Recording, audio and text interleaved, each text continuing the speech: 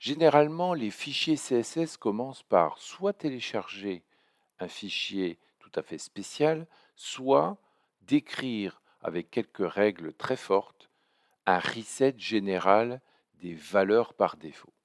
Ici, je n'ai pas ni téléchargé un fichier de reset, je vous ai juste indiqué sur body que j'allais annuler la couleur de base du body en mettant une certaine couleur un peu grise, mais surtout en mettant la marge à zéro.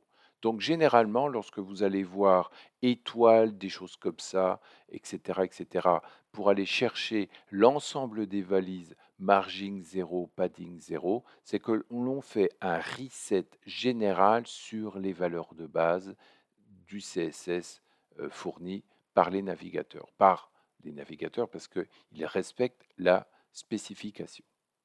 Il y a également une valeur qui est extrêmement utilisée, c'est de dire que la bordure fait partie de la boîte.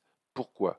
Lorsque vous avez une boîte qui fait 100 px et que vous mettez une bordure de 10 px, en fait votre boîte fait 10 plus 100 plus 10. Pourquoi 2 fois 10? Eh bien, c'est que vous avez une bordure en haut, à droite, en bas et à gauche. Et donc, si vous prenez la largeur, vous avez la gauche en bordure, la largeur de votre boîte, plus la bordure à droite. Donc, 120 px. Et ça peut poser des problèmes. Pourquoi? Parce que lorsque vous dites que vous donnez un emplacement de 100 px pour mettre votre boîte, si quelqu'un rajoute une bordure, évidemment, ça dépasse la largeur fournie par la boîte. Ainsi, vous pouvez dire que les bordures font partie intégrante de la boîte. Bilan, si vous avez une largeur de 100, vous aurez en fait une boîte qui fait 80 et deux bordures de 10.